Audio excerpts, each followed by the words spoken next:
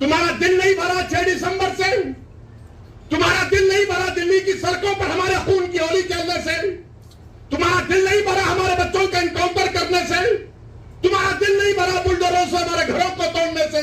खुदा की कसम अपने वजूद को मिटने नहीं देंगे इंशाअल्लाह।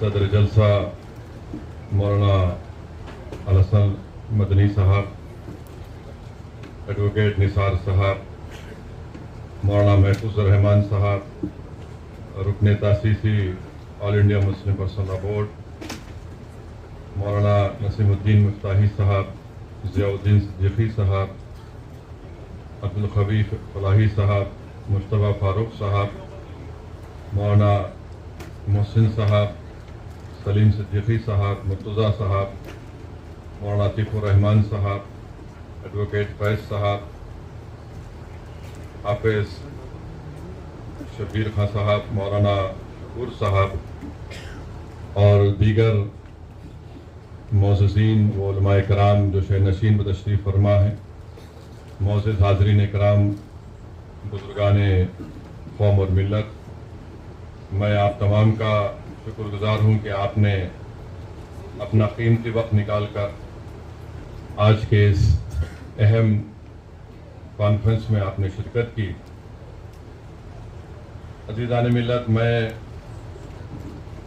अपने उस वक्त 2024 बिल को जो पार्लियामेंट में पेश किया गया है और जिसकी मुखालिफत में आप और हम यहाँ पर जमा हुए हैं, मैं आपको बताना चाहता हूँ कि पिछले 10 साल से आप जानते हैं कि बीजेपी मरकज़ में बरसर इक़्तिदार है और आप देखते हैं कि 10 साल में बीजेपी ने जो क़वानीन बनाए हैं, इस तरह के उन्होंने क़वानीन बनाए हैं जिसका रास्त असर या फिर उसका नुकसान ख़ास तौर से मुस्लिम अक़लियत को होता है। मिसाल के तौर पर ट्रिपल तलाक़ का कानून बनाया गया और मोदी ने कहा कि ये ट्रिपल तलाक़ का कानून मेरी मुस्लिम बहनों को फ़ायदा पहुंचाएगा। All India Muslim personal board ने उस वक्त भी कहा, आज भी हम कह रहे हैं कि वो जो कानून बनाया गया था वो मुस्लिम ख़वातीन को फ़ायदा पहुंचाने के बजाय उनके लिए नुकसानदेह साबित हो रहा है। हम पुकार पुकार कर कह रहे थे कि कैसे एक मजलूम खातून कोर्ट में जाकर इस बात को साबित करेगी कि उसको 3 बार तलाक दे दिया गया और कौन उसकी मदद में आएगा। हम पुकार पुकार कर थक गए कि कैसे कोई जेल में रहकर अपनी बीवी को पैसे देगा। हम उस वक्त भी कह रहे थे कि अगर कोई ट्रिपल तलाक देता है और हुकूमत ये कहती है कि तलाक नहीं हुआ है, तो फिर आप किस बुनियाद पर उसको जेल में डाल रहे हैं, और अगर उसको कोर्ट 2 साल की सजा दे देती है तो किस बुनियाद पर हमारी बेटी या बहन उसके साथ उस रिश्ते में फंसी रहेगी। मगर मोदी का मकसद ये था कि हमको नुकसान पहुंचाया जाए। फिर उसके बाद आप देखते हैं कि अनलॉफुल एक्टिविटीज प्रिवेंशन एक्ट को, जिसको कांग्रेस ने बनाया था बरसों पहले, फिर उसमें तरमीम की गई, ज्यादती की गई 2010-11 में। चिदम्बरम जब होम मिनिस्टर थे उस वक्त मैं बहैसियत रुकने पार्लियामान उसकी पार्लियामेंट में मुखालिफत किया। फिर 2019 में जुलाई में नरेंद्र मोदी के हुकूमत में अमित शाह ने अनलॉफुल एक्टिविटीज प्रिवेंशन एक्ट में इतनी गंदगी पैदा कर दी कि आज आप देखते हैं कि हमने उसकी मुखालिफत की थी। मजलिस इत्तेहादुल मुस्लिमीन ने मुखालिफत की, मगर उस वक्त भी ये तमाम सेकुलर पार्टी जो है वो तायीद किए थे उस बिल के। और आज उस कानून के तहत जो अमेंडमेंट लाया गया था, तरमीम की गई थी, आज आप देखते हैं कि 4.5 साल 5 साल से बच्चे जेलों में सड़ रहे हैं और ज्यादातर उसमें मुसलमान, फिर आपके ईसाई, आदिवासी हैं। एक ईसाई 85 साल का ज़ईफ शख्स जिसको जेल में डाल दिया गया यूएपीए में, वो तड़पता रहा, पुकारता रहा कि मैं गिलास उठाकर पानी नहीं पी सकता, मुझे गिलास में, या जो जेल में गिलास होता है उसमें सिर्फ स्ट्रॉ दे दिया जाए कि मैं चूस कर पानी पी सकूं। उसको कोर्ट से इजाजत नहीं मिली, हुकूमत ने उसकी मुखालिफत की, वो 85 साल का स्टैन स्वामी जेल में ही मर गया। फिर आप देखते हैं कि मोदी ने CAA का कानून बनाया, और CAA के कानून में यह है कि अगर उसको NPR NRC से जोड़कर देखना जरूरी है, और जब NPR NRC होगा, जिसका मुझे खतरा है कि इस सितंबर में नरेंद्र मोदी की हुकूमत पूरे मुल्क में सेंसस का काम शुरू करेगी, और मोदी की कोशिश यही है कि सेंसस के साथ NPR और NRC का काम कराया जाए। अगर NPR NRC का काम होगा तो हम तमाम से कहा जाएगा कि आप कागज लाकर दिखाओ। आधार कार्ड काबिल कबूल नहीं होगा, पासपोर्ट, रेशन कार्ड काबिल कबूल नहीं होगा, ये शहरियत नहीं देता है आपको। आपको बोला जाएगा कि आपके दादा के अब्बा कहां पैदा हुए थे। उस जमाने में बर्थ सर्टिफिकेट का कॉन्सेप्ट भी नहीं था। बर्थ सर्टिफिकेट का कानून तो शायद 1965 या 70 में बना था। इस मुल्क में सिर्फ 6 या 8% लोगों के पास पासपोर्ट हो सकता है। वो कानून बना दिया गया। अब सितंबर में अगर सेंसस होगा तो NPR NRC भी ये साथ करेंगे। आसाम में सुप्रीम कोर्ट के तहत NRC हुआ, NPR हुआ, उसमें कुछ 20 लाख के करीब आवाम के नाम नहीं आए, जिसमें 2 लाख मुसलमान थे। उन 2 लाख मुसलमानों से कहा जा रहा है कि आप फॉरेनर्स ट्रिब्यूनल को जाओ और अपनी भारत की नागरिकता, शहरियत साबित करो, और वो जो 18 लाख जो गैर मुस्लिम है उनसे हेमंत बिस्व शर्मा आसाम का मुख्यमंत्री कह रहा है कि हम CAA के तहत आपको सिटीजनशिप दे देंगे। और आसाम में हमने देखा आज से चंद दिन पहले, हफ्ता भर पहले 28 के करीब मुसलमानों को, आसाम में एक आसाम बॉर्डर पुलिस है, और आसाम बॉर्डर पुलिस किसी को भी रोड चलते आदमी को उठा सकती है और कहेगी कि तुम बांग्लादेशी हो और तुम साबित करो। तो फॉरेनर्स जो शहरियत का कानून है उसका सेक्शन 9 ये कहता है कि इल्जाम अगर मुझ पर लगेगा तो मुझे साबित करना पड़ेगा कि मैं भारत का शहरी हूं। और उसमें तरफे तमाशा ये है कि अगर एक खानदान में 5 लोग हैं तो 4 भारत के नागरिक हैं, 1 भारत का नागरिक नहीं है।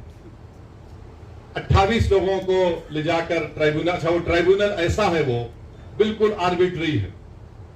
अब 28 लोग अब 2 साल तक मिनिमम जेल में रहेंगे, वहां उसमें रहेंगे। उसके बाद अगर बेल होगी नहीं होगी तो निकलेंगे, वरना उससे पहले बेल। तो ये बताने का मकसद ये कि कानून ये, फिर जहां जहां बीजेपी की सरकार है वहां पर उन्होंने लव जिहाद का कानून बना दिया। जहां जहां बीजेपी की सरकार है वहां पर उन्होंने कह दिया कि हरियाणा में गौ रक्षकों को पैसे दिए जाते, हरियाणा की बीजेपी की सरकार की तरफ से बंदूक के लाइसेंस उनको दिए जाते हैं। इस पस मंजर में आपको वक्फ एक्ट को देखना है। और उत्तराखंड में बीजेपी की सरकार है, वहां पर यूनिफॉर्म सिविल कोड का कानून बना दिए, और वहां पर यह कहा गया कि आप निकाह नहीं कर सकते, स्पेशल मैरिज एक्ट में आप शादी करो। तो निकाह हमारे पास तो शादी निकाह से होती है, गवाह से होती है, मेहर देने से होती है, मगर उत्तराखंड में कुछ और बना दिया गया। तो इस पस मंजर में हमको देखना है कि बीजेपी इस मुल्क को एक हिंदू राष्ट्र बनाना चाहती है। बीजेपी सिर्फ मुसलमानों को ही निशाना बना रही। आज आप देखिए कि आज से चंद दिन पहले हाजी अशरफ अली मुनियार साहब को ट्रेन में जा रहे थे, उनको पूछा गया कि तुम्हारे पास डब्बे में क्या है, तो उन्होंने कहा भैंस का गोश्त। एक 70-75 साल के बूढ़े को ट्रेन में मारा और पीटा गया, और उसके बाद उनको कहा गया कि आप कंप्लेन नहीं करना वरना तुम्हारी जान ले ली जाएगी। इम्तियाज जलील साहब ने मुझे नंबर दिया, मैं हाजी अशरफ अली मुनियार से फोन पर बात किया, उनके बेटे से बात किया। मैं शुक्रगुजार हूं इम्तियाज साहब का कि उन्होंने यहां से जनाब खिजर पटेल एडवोकेट को भिजाया, जो गए मुंबई को थाने गए, वहां पर नॉन बेलेबल सेक्शन लगवाए, उनकी बेल को कैंसिल करवाया। फिर आप देखते हैं कि एक हरियाणा में एक वाकया हुआ, बच्चे जो है गाड़ी में जा रहे, नौजवान बच्चे कभी खाना खा के जा रहे हैं, गांव रक्षक, जिनको गांव रक्षक कहना तौहीन होगी, राक्षस कहना पड़ेगा, उन्होंने क्या किया, उन बच्चों को बोला रोको गाड़ी। तो उस गाड़ी में बैठे हुए बच्चों ने समझा कि वे हमारे कोई दोस्त हैं जिससे हमने चंद दिन पहले लड़ाई लड़ी, कहीं वो हमको रोक कर ना मारेंगे, गाड़ी भगाया उन्होंने। 30 किलोमीटर तक इन गांव राक्षसों ने उस गाड़ी का ताक़ुब किया और फायरिंग की, और फायरिंग करने में एक बच्चा की जान चली गई। और वो बच्चे की जब जान चली गई तो पुलिस उसके घर को आकर, हरियाणा की पुलिस कहती है कि देखो ये जो लोग मारे ना, ये गांव रक्षक हैं, अच्छे लोग हैं, इनसे गलती हो गई। मैं उम्मीद करता हूं कि इंशाअल्लाह ताला जिन पुलिस वालों ने कहा कि उनकी औलाद भी ऐसी मरे, और कोई आकर उनसे कहे कि मारने वाला बहुत अच्छा था, तुम्हारी औलाद मर गई। अच्छा, फिर मारने के बाद ये जालिम लोग क्या कहते हैं, हमसे बहुत बड़ी गलती हुई कि हमने अपने ब्राह्मण समाज के बच्चों को गोली मार दी। अब आप बताइए, इंसान इंसान होता है, बाद में ब्राह्मण होगा, मुसलमान होगा, नहीं होगा, कुछ भी होगा। ये कहा उन्होंने इंटरव्यू में मीडिया को, हमसे बहुत बड़ी गलती हो गई। और वो गाय रक्षकों को लाइसेंस कौन दे रही है? बीजेपी की हुकूमत। फिर अमरोहा में एक स्कूल का वीडियो है, 8 साल का बच्चा है, अपनी मां के साथ स्कूल गया, और उसकी मां के साथ जो लोग हैं वीडियो रिकॉर्ड कर रहे हैं। प्रिंसिपल कहता कि तुम्हारे बच्चे को स्कूल से निकाल दिया। अम्मा बोलती क्यों निकाले? बोले ये अपने टिफिन में गोश्त लाता है और धर्म परिवर्तन कर रहा है। कोई 8 साल का बच्चा धर्म परिवर्तन कर सकता है? और प्रिंसिपल ये कहता है कि यह बच्चा बड़े होकर मंदिरों को तोड़ेगा, बम बनाएगा। अच्छा, अब तक उस प्रिंसिपल के खिलाफ कोई एफआईआर दर्ज नहीं हुआ, कोई एफआईआर दर्ज नहीं हुआ उसके खिलाफ। अब मुझे कल मालूम हुआ हमारे अमरोहा के मंजलिस के यूनिट से, शमीम साहब से, कि इंक्वायरी ये कहा गया कि नहीं, ये तो झगड़ा था फीस का। अबे फीस का झगड़ा है तो तुझे क्या, तेरी क्या जरूरत कि तू मेरे बेटे को कहे कि तू बड़ा होकर जिहादी बनेगा? तेरी क्या जरूरत तू ये कहे कि गोश्त लाकर धर्म परिवर्तन 8 साल का बच्चा करेगा? 8 साल का बच्चा कोई कर सकता है धर्म परिवर्तन? बताइए आप। ये नफरत पैदा कर दी गई है मुसलमानों की तरफ से, और इसका जिम्मेदार नरेंद्र मोदी है। इन्होंने एक सब तमाम किया। हां, ये 2014 से पहले भी था, मगर जिस ऊंचाई पर लेकर गए इसका क्रेडिट नरेंद्र मोदी को और उनकी हुकूमत को जाता है। मेरे अजीज दोस्तों और बुजुर्गों, इस पस मंजर में आपको देखना है कि 2024 का बिल लाया गया है। ये वक्फ की जायदाद गवर्नमेंट की प्रॉपर्टी नहीं है, गवर्नमेंट ने हमको नहीं दिया, ये मुसलमानों ने वक्फ किया अल्लाह के नाम पर। अब नरेंद्र मोदी को तकलीफ क्या है? अब तो माइनॉरिटी का जो वजारत अखलाकी बहबूद में मौलाना आजाद फेलोशिप थी, जिसमें 800-900 करोड़ मिलते थे, अकलियतों के बच्चे जिसमें मुसलमान, ईसाई, सिख भी शामिल है, वो पीएचडी करते थे, नरेंद्र मोदी ने उसको भी खत्म कर दिया। अब ये कह रहे हैं कि जो जायदाद हमारे बुजुर्गों ने, हमारे आबो अजदाद ने अल्लाह के नाम पे वक्फ की, हम आपसे छीन लेंगे। नहीं दिया हमको, ना कांग्रेस की सरकार ने, ना जनता की सरकार ने, ना यूनाइटेड फ्रंट की सरकार ने, ना एनडीए की सरकार ने, ना यूपीए की सरकार ने, नेहरू से लेकर मोदी तक किसी वजीर आजम ने हमको वक्फ की जायदाद नहीं दी। हमारी प्रॉपर्टी है, मुसलमानों की प्रॉपर्टी है, अल्लाह के नाम पर जो वक्फ कर दी गई, इसका मालिक अल्लाह है, उसको मोदी छीनना चाहते हैं। और अफसोस मुझे इस बात का होता है कि यहां पर आप देखते हैं कि महाराष्ट्र में यहां पर शिंदे की हुकूमत है, जिसमें अजीत पवार भी है, बीजेपी भी है, जो शिंदे के एमपी पार्लियामेंट में खड़े होकर बोले ये कानून बनना चाहिए। अरे तुम जरा तारीख को पढ़ लेते महाराष्ट्र की। छत्रपति शिवाजी ने अपने जमाने में हजरत पीर बाबा याकूब सरवरी को रत्नागिरी में 652 एकड़ जमीन छत्रपति शिवाजी ने दी थी। और जो छत्रपति शिवाजी को का नाम लेकर अपनी सियासी रोटी सेकते हैं, तुम वक्फ की बिल की मुखालिफत कर रहे हो। 652 एकड़ छत्रपति शिवाजी ने हजरत पीर बाबा याकूब सरवरी को रत्नागिरी में दी। वहां के मुतवल्ली साहब से मैं एक बात किया, हमारे वकील साहब ने नंबर दिया था। उन्होंने कहा कि ओवैसी साहब मेरे पास 250 साल का रिकॉर्ड है, 250 साल का मेरे पास रिकॉर्ड है। अरे छत्रपति शिवाजी से मोहब्बत करने वालों, तुम कितने दोगले हो, तुम झूठे हो। अगर तुमको छत्रपति शिवाजी से मोहब्बत होती तो तुम मोदी के इस वक्फ के कानून की मुखालिफत करते, मगर तुमने सिर्फ अपने मफाद के लिए, अपनी सियासी रोटी को सेकने के लिए और अपनी मुसलमानों से नफरत के लिए आपने यह काम किया। और इम्तियाज साहब मुझे भी बताए कि जब छत्रपति शिवाजी रायगढ़ में जगदेश्वरी मंदिर को बनाए तो वहां पर उन्होंने एक मस्जिद को भी बनाया। और छत्रपति शिवाजी ने मलिक रिहाई दरगाह को विशालगढ़ में उसको हाथ नहीं लगाया। ये कौन लोग हैं जो जाकर मस्जिद को और दरगाह को हाथ लगा के आए परसों? तुम छत्रपति शिवाजी को मानने वाले हो ना, तुम तो क्या क्या कहते हो और तुम ये काम कर रहे हो। मेरे अजीज दोस्तों और बुजुर्गों, इन चीजों को आपको सामने रखना जरूरी है। और ये आप जानते हैं मुझसे बेहतर कि महाराष्ट्र में इम्तियाज साहब ने रिकॉर्ड दिया कि 53,411 हेक्टेयर जमीन वक्फ की है महाराष्ट्र में। 53,411 हेक्टेयर, जिसमें से औरंगाबाद में 4,099 हेक्टेयर है। तो ये पूरी जमीन नरेंद्र मोदी छीनना चाहते हैं, याद रखिए मेरी इस बात को। और कैसे छीनना चाहते हैं? उन्होंने कानून बनाया। अब ये जो बिल पेश किया गया है, वो बिल में क्या लिखा गया कि सेंट्रल वक्फ काउंसिल में पहले क्या था कि सिवाय वजीर को छोड़कर, मिनिस्टर को छोड़कर, अगर कोई गैर मुस्लिम है तो वो चेयरमैन होते थे।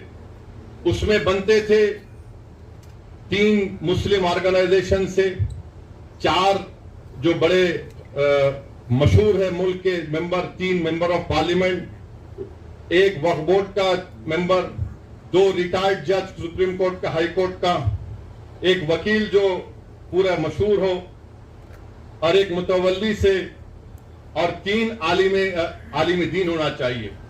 अब हुकूमत यह करती है कि सिर्फ 2 मेंबर बनेंगे मुसलमानों, पूरे के पूरे गैर मुस्लिम होंगे सेंट्रल वक्फ, बाकी सेंट्रल वक्फ काउंसिल में।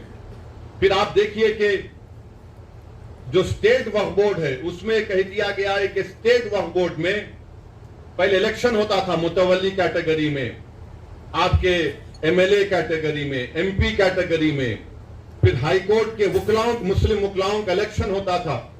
उन सबको बर्खास्त, इलेक्शन को बर्खास्त कर दिया गया और नामजद करेगी, नॉमिनेट करेगी हुकूमत। यानी पहले पूरे मुसलमान होते थे, अब सिर्फ शायद 2 या 4 रहने वाले हैं। अब उसमें भी क्या बोल रहे हैं कि 1 मुतवल्ली, 2 आलिम दीन और 2 म्युनिसिपैलिटी या पंचायत के मेंबर को बीजेपी मेंबर बनाएगी। अब ये क्यों कर रहे हैं बताता हूं मैं आपको। स्टेट वक्फ बोर्ड में जब इलेक्शन खत्म हो जाएगा तो मोदी जी ये चाहते हैं कि औरंगाबाद की डिस्ट्रिक्ट कमेटी में पूरे के पूरे बीजेपी आरएसएस की जहनियत रखने वालों को मेंबर बना दिया जाए, क्योंकि जब स्टेट वक्फ बोर्ड में नॉमिनेट कर रहे तो यहां पर भी करेंगे। आप अंदाजा लगाइए कि ये आर्टिकल 14 के खिलाफ क्यों है। इसलिए है कि एक तो यह है कि जो आप कानून पढ़ेंगे काशी विश्वनाथ का, उत्तर प्रदेश में जो काशी विश्वनाथ का कानून है, उसमें साफ तौर पे कह दिया गया कि काशी विश्वनाथ में कोई भी गैर हिंदू मेंबर नहीं बन सकता। काशी विश्वनाथ का कानून यह कहता है। फिर आप जाकर तमिलनाडु का कानून देख लीजिए, वो भी ये कहता है कि कोई भी मुसलमान या गैर हिंदू उसका मेंबर नहीं बन सकता। तमिलनाडु का 59 का कानून है। फिर आप आंध्र प्रदेश का सेक्शन 3(2), उसमें कहा गया commissioner, additional commissioner, joint commissioner, बल्कि कोई काम करने वाला भी गैर हिंदू नहीं हो सकता। कर्नाटका का 97 का कानून यह कहता है कि कोई गैर हिंदू मेंबर नहीं बन सकता। ओडिशा का कानून सेक्शन 5 कहता है कि हिंदू ही बनेगा। अच्छा, इन तमाम उत्तर प्रदेश, ओडिशा, कर्नाटका, तमिलनाडु, तेलंगाना, आंध्रा, ओडिशा ये कहता है कि अगर वो हिंदू मजहब को छोड़ता है तो मेंबर नहीं रह सकता हो। अब यहां पर हमारे वक्फ बोर्ड में आप आकर कह रहे हैं कि गैर मुस्लिम भी सेंट्रल वक्फ बोर्ड में बन सकता है। फिर एक झारखंड में एक बहुत बड़ी मंदिर है, वो पूरे मुल्क में 12 ज्योतिर्लिंग में उसका शुमार होता है। ये बीजेपी के लोग बड़ी बड़ी बातें करते हैं, इनको हम अपनी दलील से इनको हम झूठा साबित करते हैं। और वो क्या कानून है आपको बताना चाह रहा हूं कि वो कानून है बाबा बैद्यनाथ धाम। ये उसका 2015 का कानून है।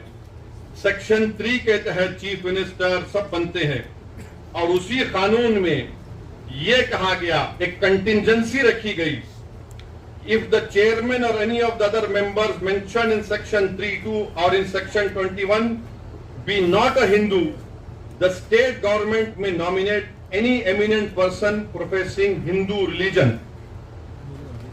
अरे आप झारखंड के बाबा बैद्यनाथ धाम का कानून यह बनाते और कंटिजेंसी रखते हैं कि अगर कोई उस मंदिर के इलाके का कोई एमपी मुसलमान बन गया तो आप अपने आप को ताकत दे रहे हैं कि वो नहीं हम किसी हिंदू को बना सकते, ये सेक्शन में कहा गया।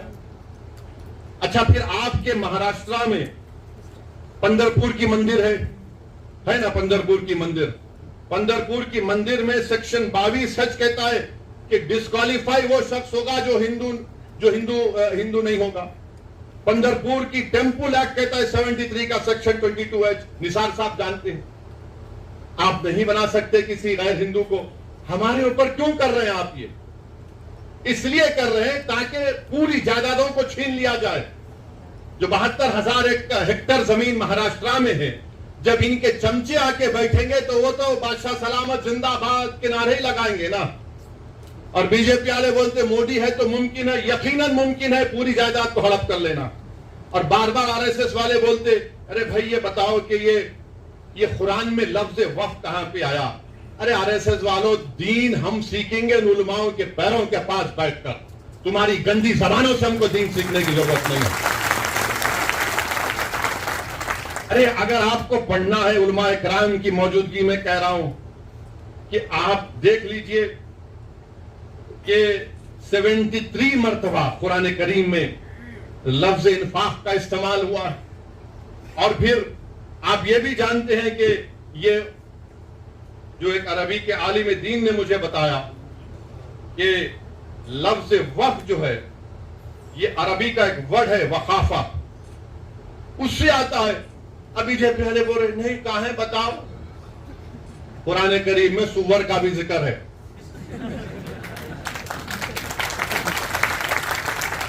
अभी आपने सुना कि इसके बाद ये लोग क्या करना चाहते हैं, वक्फ बाय यूजर। सबसे पहले यहां पर हमारे बोरी समाज के भी जिम्मेदार हैं, मैं इनको शुक्रगुजार हूं। हमारे शिया लोग भी हैं, अहले सुन्नत के भी हैं, देवबंदी भी हैं, बरेलवी भी हैं, जमात इस्लामी के भी।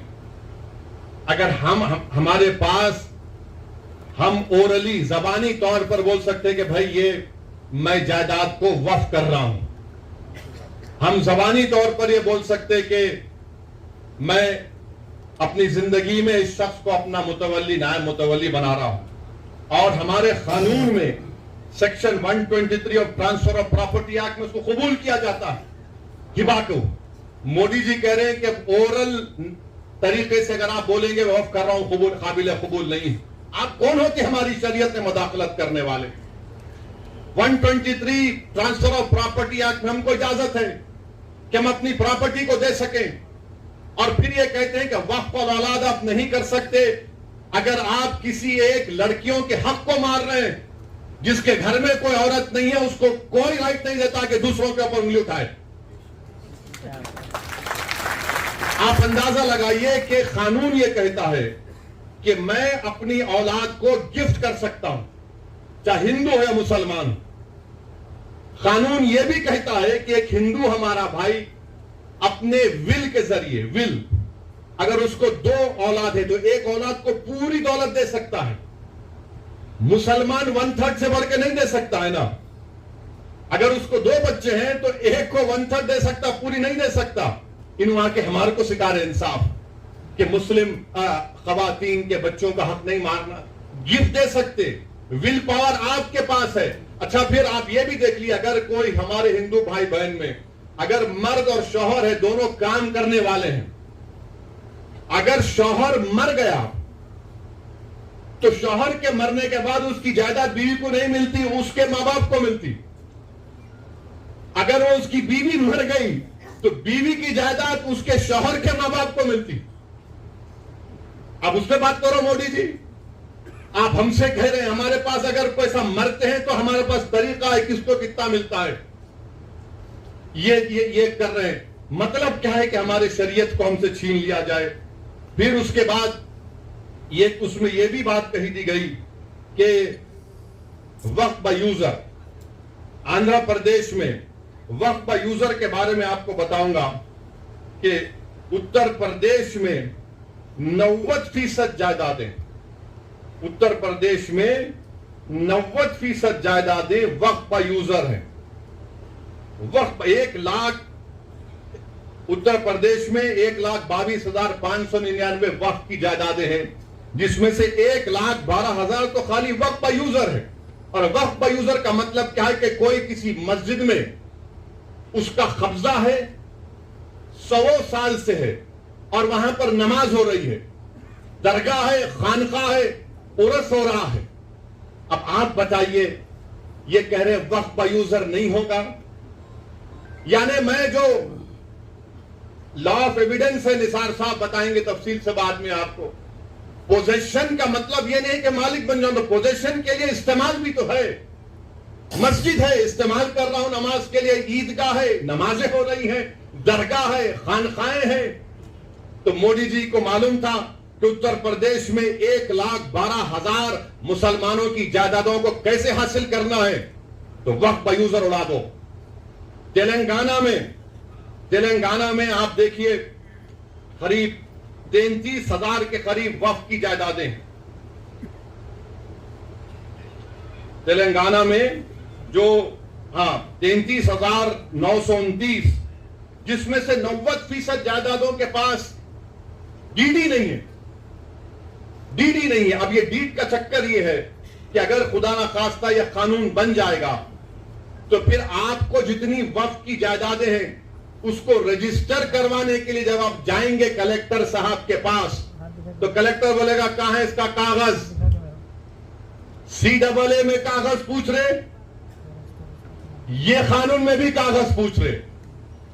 अब आप बताइए कि 300 साल, 200 साल, 100 साल पुरानी जायदादें हैं, कौन सा कागज रहेगा? कौन सा कागज रहेगा बताइए आप। नहीं, कागज लाओ तभी इसका रजिस्ट्रेशन होगा। तो वक्फ बाय यूजर आप अंदाजा लगाइए कितना बड़ा नुकसान हमारा होने वाला है। फिर उसके बाद इसमें सेक्शन 3C है। वो ये कहता है कि अगर कोई भी जायदाद वक्फ की है, यह कानून बनने से पहले और बाद में कोई भी जायदाद वक्फ की है और यह कानून से पहले और कानून के बाद वो वक्फ की जायदाद नहीं होगी ता वक्त कलेक्टर फैसला नहीं करेंगे। कौन कलेक्टर है ये भाई? कलेक्टर साहब के पास कोई भी जाके बोल देगा कि देखो ये जायदाद वक्फ की नहीं है, ये शिवसेना वाले जाके बोलेंगे, बीजेपी RSS वाले जाके बोलेंगे। कोई कलेक्टर हुकूमत के वक्फ के खिलाफ फैसला देगा? कोई जाकर उसको बोलो, कलेक्टर साहब सुनेंगे, अरे भाई मेरे को तरक्की करना है, और कानून यह कहता है कि कोई भी अपने ही मामले में जज नहीं बन सकता। अपने ही केस में जज कैसा बनेगा? कलेक्टर, जिसको लैटिन में बोलते न्यूमो जुडोक्स इन कॉजा सुआए। अच्छा, फिर कलेक्टर जब इंक्वायरी, अगर आप जाके कलेक्टर को ही पावर दे दिया आप कि कलेक्टर को जाकर कोई बोल देगा कि साहब ये इम्तियाज जलील का घर जो है ना वो वक्फ, या फिर कोई किसी का मस्जिद बोले ये वक्फ बोल नहीं है, तो कलेक्टर साहब क्या करेंगे? ठीक है, मैं इंक्वायरी ऑर्डर करता हूं। अच्छा, उसमें लव क्या इस्तेमाल हुआ कानून में कि कलेक्टर जिस तरह चाहे उसका इंक्वायरी का तरीकेकार अपनाएंगे। अब की जागीर है कलेक्टर की कि जो चाहे तरीकेकार अपनाएंगे। और फिर दूसरा उसमें सुनिए, दूसरा उसमें बोलते कि कोई टाइम लिमिट नहीं, कलेक्टर साहब जब दिल में आया इंक्वायरी करेंगे, जब दिल में आया नहीं करेंगे। और तरफे तमाशा ये कि जब तक कलेक्टर की इंक्वायरी मुकम्मल नहीं होती वो जायदाद वक्फ की नहीं रहेंगी। यानी मेरी मस्जिद है और मस्जिद को कलेक्टर बोलेगा मैं इंक्वायरी कर रहा हूं, तुम्हारे खिलाफ कंप्लेंट आई तो नमाज नहीं पढ़ना, तुम्हारी दरगाह है तुम फातिहा नहीं करना, तुम्हारा मदरसा है तुम नहीं तालीम दिलाना, मैं इंक्वायरी कर रहा हूं। अब इंक्वायरी सुबह कयामत तक चलेगी, आप तो महरूम हो गए। यह कानून में लिखा गया है, याद रखिए, सेक्शन 3C आपको कह रहा हूं। अब ये सेक्शन 3 का मतलब क्या है कि दिल्ली में 316 जायदादों पर गवर्नमेंट का कब्जा, राजस्थान में 60, कर्नाटका में 40, मध्य प्रदेश में 50, यूपी में 60, उड़ीसा में 55। और सच्चर कमेटी में कहा गया कि दिल्ली के जो 123 जायदादें जो हुकूमत नहीं दी मुसलमानों को, 2007 में सच्चर कमेटी में कहा गया कि उसकी कीमत 7,000 करोड़ थी। 7,000 करोड़ कीमत थी उसकी। आज हम 2024 में आ गए। कौन वक्फ को छीन रहा है? नरेंद्र मोदी दुनिया का सबसे बड़ा झूठा है और जालिम है। आप कब्जा करके बैठे, 84 से कब्जा करके बैठे, बल्कि उससे पहले से, और 7,000 करोड़ की जायदाद। यानी कलेक्टर साहब जैसा कानून बनेगा, कलेक्टर साहब बोल देंगे नो नथिंग डूइंग। ये 123 प्रॉपर्टीज जो 2007 में 7,000 करोड़ की थी, आज 2024 में शायद कम से कम 20,000 करोड़ की हो सकती है। मोदी जी बोलेंगे नहीं नहीं भाइयों बहनों, मैं तुम्हारा भाई हूं, 20,000 करोड़ दे दो तुम मेरे को। अरे आप अंदाजा लगाइए, सेक्शन 3C को निकाल कर ये कह रहे हैं। और फिर आप ये भी जानते हैं कि जब कलेक्टर बैठेगा, आर्कियोलॉजिकल सर्वे ऑफ इंडिया आसार कदीमा में दिल्ली में 172 प्रॉपर्टीज पर आसार कदीमा कब्जा करके बैठा है। जैसा यह कानून बनेगा उसमें कब्रस्तान भी है, उसमें मस्जिद भी है, ईदगाह भी है, जमीनात है। एएसआई बोलेगा हम मालिक तुम आउट। आपका यहां पर महाराष्ट्र में है, अहमदनगर में है, औरंगाबाद में आसार कदीमा के है। और आसार कदीमा के लोग बोलते, मोदी की तरफ से बोलते नहीं नहीं हम कैसा बचाएंगे। आसार कदीमा के कानून में शेड्यूल 6 है, लिविंग मॉन्यूमेंट है, जिंदा मॉन्यूमेंट है। बोलते नहीं नहीं आप लोग वहां पर वो मस्जिद में मदरसा खोल लिए। अरे दीवाने, तुम्हारा आसार कदीमा का जो कानून का सेक्शन 16(1) ये कहता है कि रिलीजियस कैरेक्टर को नहीं बदला जा सकता। रिलीजियस कैरेक्टर को नहीं बदला जा सकता। वो कानून यह भी कहता है कि अगर गवर्नमेंट एक्वायर भी कर ले उस प्रॉपर्टी को, तब भी रिलीजियस कैरेक्टर नहीं बदला जा सकता। ये आसार कदीमा के लोग ये हिंदुत्व के इशारे पर नाचने वाली कठपुतली है। ये लोग दौलताबाद किले की मस्जिद को क्या किए थे, बोलूं मुंह खोल के अभी मैं। आजादी मिलने के 1 साल के बाद क्या नाम रख दिया तुमने उस जगह का? 16 कह रहा है कि इसके रिलीजियस कैरेक्टर को नहीं बदल सकते। मकसद एक ही है। देखिए, गवर्नमेंट का डेफिनेशन निसार साहब बढ़ा दिया गया। गवर्नमेंट का डेफिनेशन में बढ़ा दिया गया तो ऐसा ही गवर्नमेंट हो गई। और गवर्नमेंट हो गई तो आर्टिकल 12 में आप इंजस्टिस नहीं कर सकते, आप स्टेट हैं। आप आर्टिकल 25, 26 का वायलेशन नहीं कर सकते। मगर यह कानून ऐसे बनाया जा रहा है कि एक तरफ जमीन खींचो, मस्जिदों को छीन लो, दरगाहों को खाली कर दो, खानखाहों को बर्बाद कर दो, और आसार कदीमा में जितने मसाजिद हैं उसको छीन लिया जाए। और वो रिलीजियस कैरेक्टर मस्जिद है तो मस्जिद में मदरसा है, नहीं आप वजू खाना बना लिए तो मैं कहां जाके वजू करके आऊं। तो इनका मकसद यही है कि एएसआई के कानून को, एएसआई के जरिए से ये तमाम जायदादें हमसे छीन ली जाए। एएसआई के कानून को सेक्शन 5, सेक्शन 6, सेक्शन 8 आप पढ़िए, आपको मालूम हो जाएगा। फिर वहीं पर आप देखिए, अगर आपको ये एक और उसमें बिल में लाए कि जैसा वक्त कानून बन गया खुदा ना खास्ता ये 6 महीने में सब रजिस्टर कराना। अच्छा, औरंगाबाद में जितनी प्रॉपर्टी आपकी, आप बोले ठीक है भाई अब कानून बन गया, हम जाके इसको पोर्टल पे चढ़ाएंगे। कोई आरएसएस का आदमी जाकर कलेक्टर को बोलेगा नहीं ये मौलाना का मदरसा वक्फ का नहीं है, कलेक्टर साहब बोल दिए रोक दो, नहीं करना इंक्वायरी। अब इंक्वायरी चले, अब तक गया वो सेक्शन 4 में, सेक्शन 3 भी उसका कहता है। फिर कलेक्टर की रिपोर्ट, कलेक्टर साहब लिख के बोल सकते मेरे को तुम्हारा चेहरा पसंद नहीं आया, तुम ये मस्जिद पे खड़े थे, मैं इंक्वायरी ऑर्डर कर रहा हूं। ये सेक्शन 36(7) कह रहा हूं। रजिस्ट्रेशन 36(f) में जो रजिस्ट्रेशन का कानून लगाया गया, अब स्टैंप एंड ड्यूटी भी लगाना पड़ेगा आपको, आने आप वक्फ कर ही नहीं सकते। फिर सीओ है, चीफ एग्जीक्यूटिव ऑफिसर, हमेशा मुसलमान होता है, तो आप उसको कह रहे हैं कि, और सेक्शन 40 में एक सीओ का इख्तियार है, अगर आप वो देखें कि किसी खबरस्तान पर वहां पर जायदाद बना रहा है तो सीओ जाकर रोक सकता है, उसको बोलता है वक्फ है। कोई जाकर मस्जिद को तोड़ रहा है तो सेक्शन 40 में सीओ रोक सकता है। मोदी ने कहा कि नहीं, ये सेक्शन 40 भी मैं निकाल देता हूं, सीओ कुछ नहीं करेगा। ये इस कानून में बात कही गई। अब फिर वक्फ की जायदाद को बचा रहे हैं बीजेपी वाले, बोलते नंबर ही झूठे हैं। मौजूदा कानून ये कहता है सेक्शन 52 में, अगर कोई वक्फ की जायदाद को चोरी करता है, जायदाद को बेचता है, तो 2 साल कैद बामुशक्कत सजा है, 2 years rigorous imprisonment. Modi ji फजीलतुल Sheikh है, हजरत मौलाना है,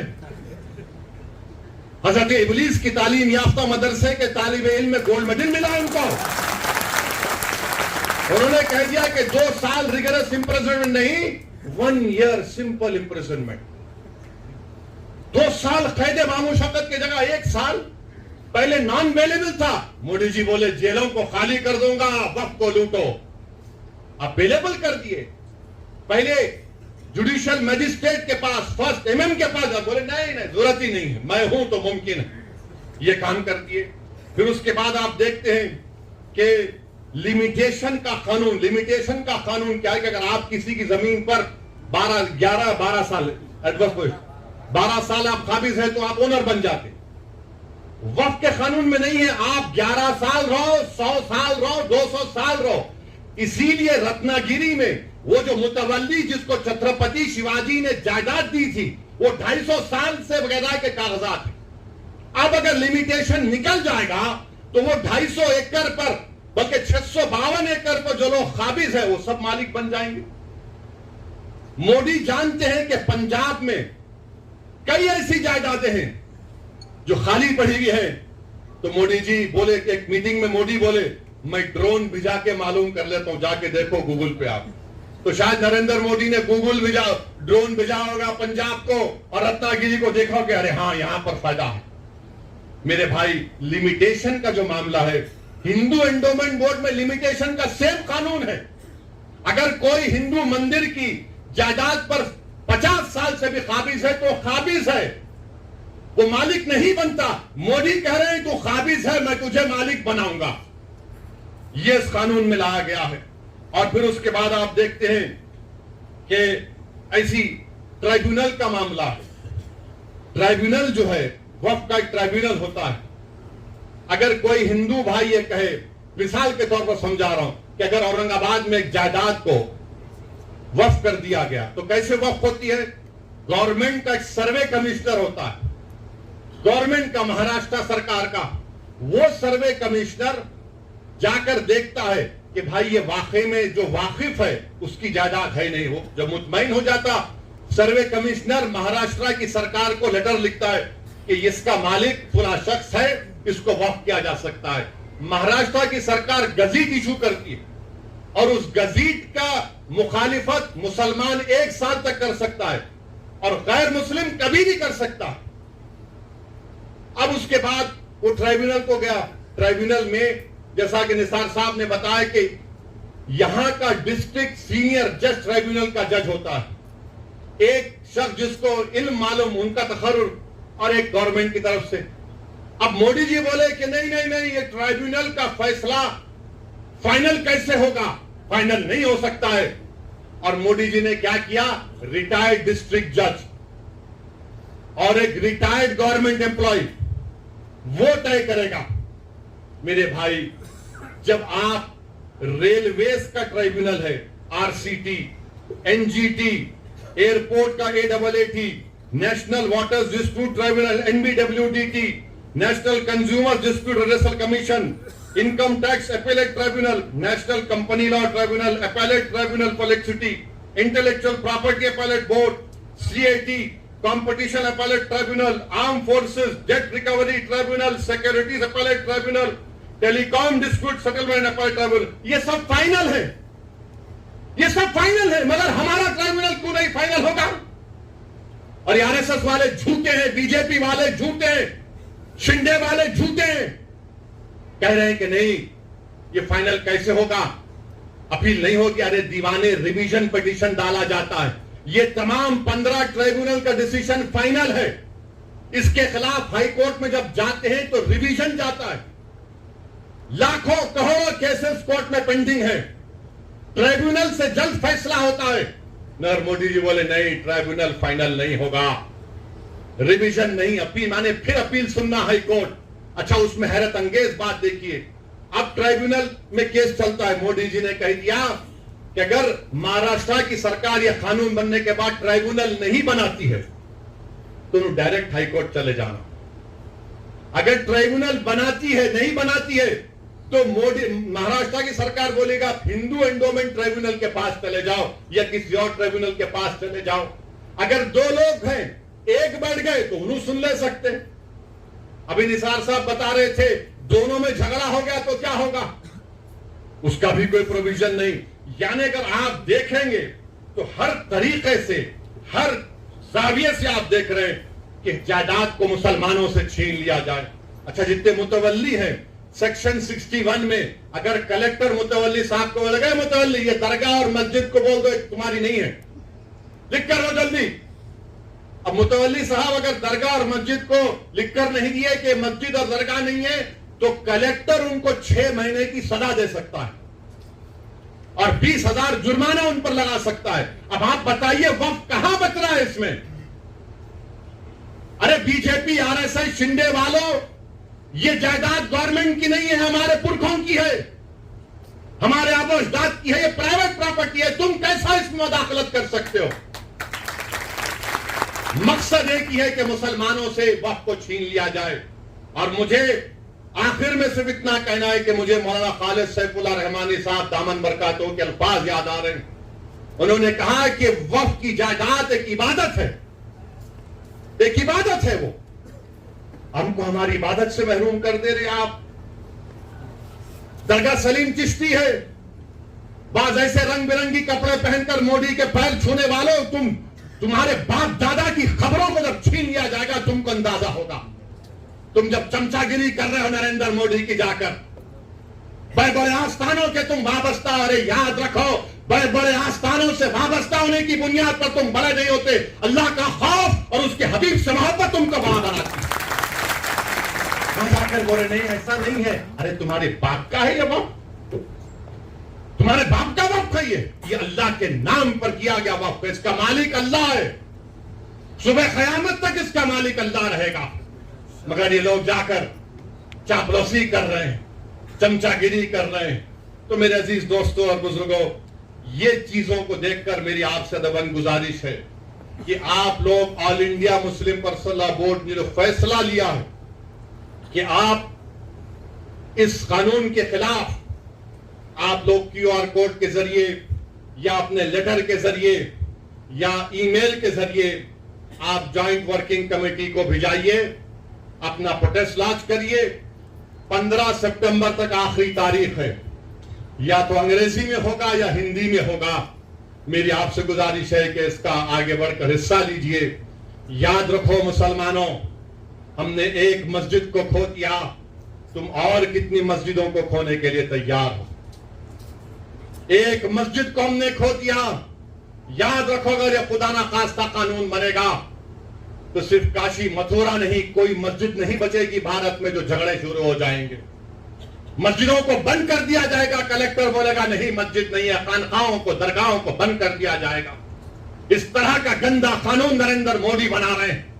और अजित पवार का मैंने एक इंटरव्यू पढ़ा अखबार में, उन्होंने कहा कि हम महाराष्ट्र के विकास के लिए मोदी का साथ दे रहे हैं, सेकुलरिज्म पर हम कॉम्प्रोमाइज नहीं करे। तो अजित पवार, अगर सेकुलरिज्म तुम में जिंदा है तो तुम खुलकर इसकी मुखालिफत करो।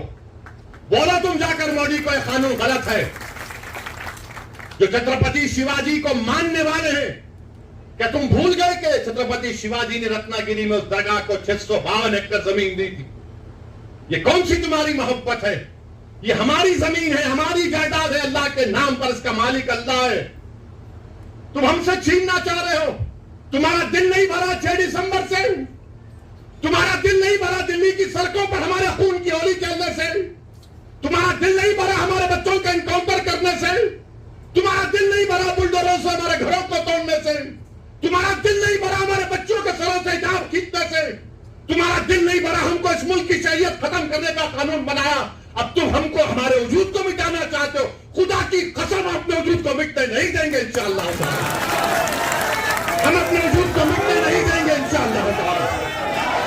तो मेरे अजीज दोस्तों और बुजुर्गों, मेरे अजीज दोस्तों और बुजुर्गों, मेरी आपसे दबन गुजारिश है कि महाराष्ट्र के असेंबली इंतखाबात आने वाले हैं।